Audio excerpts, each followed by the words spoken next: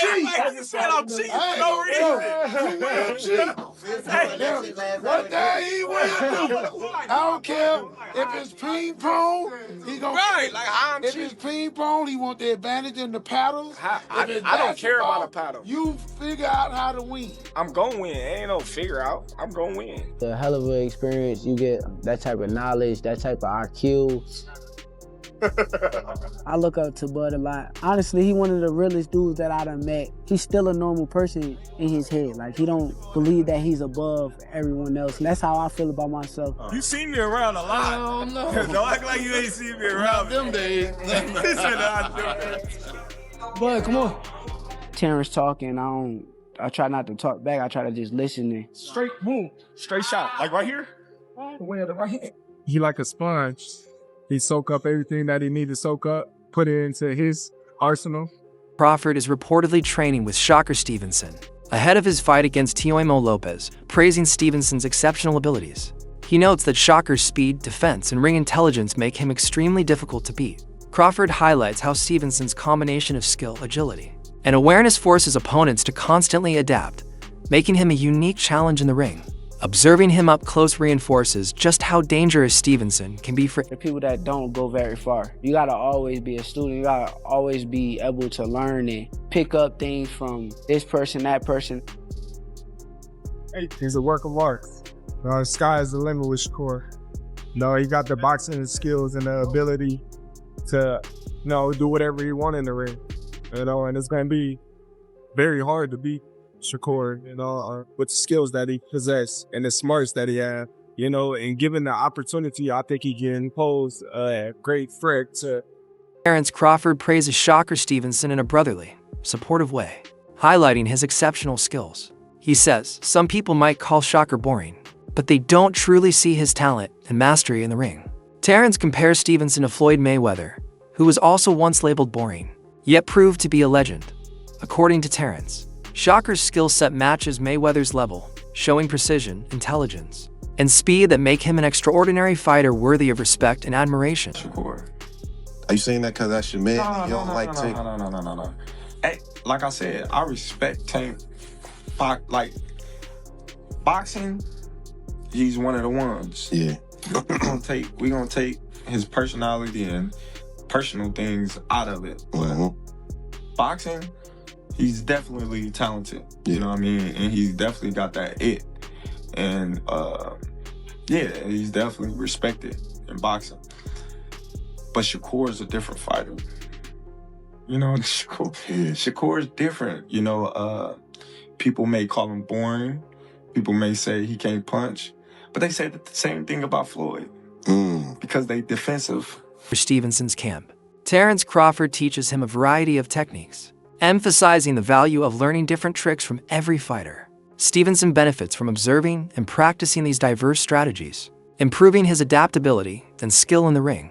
Beyond training, spending time together fosters a family-like atmosphere, strengthening their bond and trust. This combination of technical growth and personal support helps Stevenson develop, both as a fighter and as a person. It's like a black kind of thing, like, like, it's like, like when you go to cookouts and all your family be sitting there playing spades and like our. Algieri emphasizes the importance of matchups, where top fighters challenge one another regardless of the risks involved. He believes that facing elite opponents is essential for growth and true testing of a boxer's abilities. According to Algieri, taking risks in the ring, even if it leads to losses, does not diminish a fighter's status or talent. Setbacks can be valuable learning experiences, teaching adjustments, strategy, and resilience. He stresses that avoiding difficult opponents may preserve an undefeated record, but it doesn't prove a fighter's skill or legacy. Algieri advocates for courage and willingness to step into high-stakes fights, highlighting that elite boxers are defined not just by wins, but by the challenges they embrace and how they respond when pushed. Health of boxing on this side of the world. Listen, there's nothing like the Garden. We've both fought there many times. I fought in the big room. There's nothing like the Garden. Just the vibe, like you said, champ, that's around that. And this fight is deserving to be here. It's that good of a fight. It's that big a fight, and especially like I said, like the health of American boxing. This is one of the best fights that can be made, and putting it in the Garden just makes too much sense. But the idea of the turmoil, the eyes on it, the spectacle, the circus. Chris, you talked about the idea that Teofimo Lopez kind of lives in this. That's where he flourishes. That's what he loves. This idea that because there's so many eyeballs on it, it's going to be kind of a circus. Does that favor Teofimo a little bit when you look at the strategy? Yes, no? I'm going to say well, I can't say for certain because there's no certain with Teofimo Lopez. He's one of the most up, down, left, right guys I've ever Mercurial, been around. we could say. I mean, yes. But when he is on, he's damn near unbeatable. I mean, he's such a good athlete. He has such a good boxing IQ. He's so physical and explosive. And again, I've said this on past shows. I've called him many times for Top Rank, been around fight weeks. And it just seems to me, the more out of sorts he seems, the more back against the wall it looks like, the more that he's an underdog, the better he performs. And this could be that kind of situation. New York is a tough place, man. They're already gibbering, going back and forth, saying like, you know, he reps Brooklyn, but there's kind of questions about his Brooklyn roots. Can he really rep Brooklyn in the way that he says he can? So there's already getting that heat for that. I don't know. It might be a good thing to kind of to poke the bear in terms of how well Teofimo is going to show up. Paulie, that's a huge. You're from Brooklyn. That's a big insult to say that you're not really from Brooklyn. Insult him a little bit. Insult him a little bit. Insult him. But I'll tell you what. There's so many thoughts in my head with this situation because Teofimo is at his most dangerous when he's counted out. And this is going to be... Teddy Atlas defends both Shakur Stevenson and Teofimo Lopez against the criticism that has followed them throughout their careers. He points out that many observers were quick to claim they avoided challenging opponents, suggesting their records were padded or that they weren't willing to face top competition.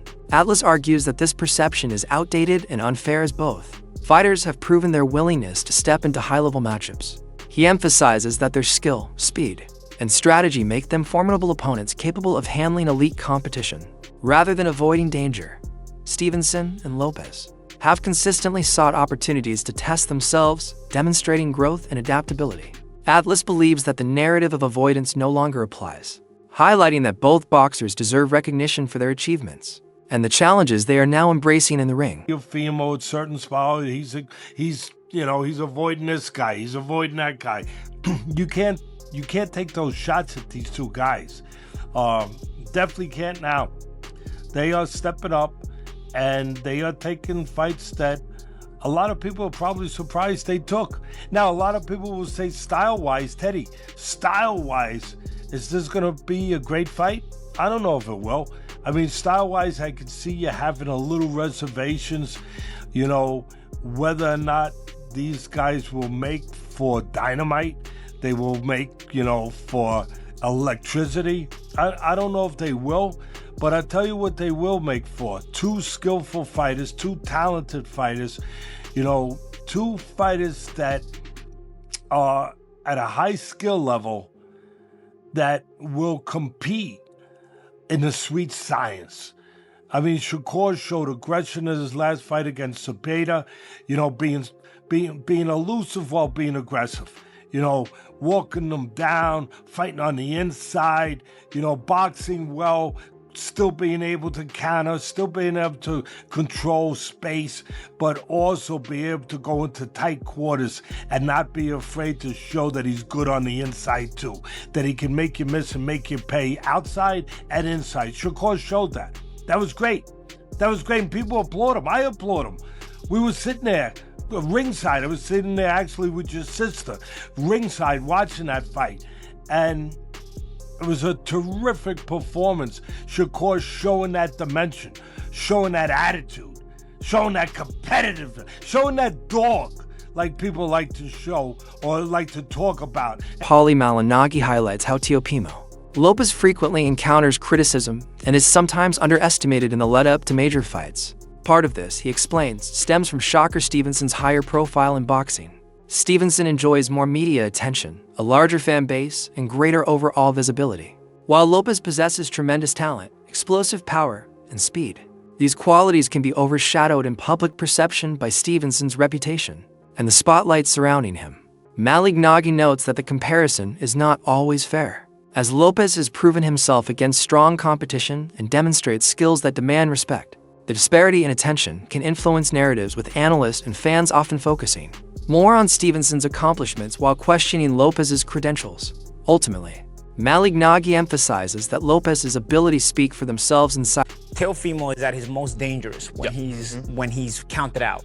And this is going to be one of those fights where he's going to be counted out. Because Shakur is looked at by and large as the guy who can dominate boxing in this generation, right? It's just a matter of him getting the opportunity.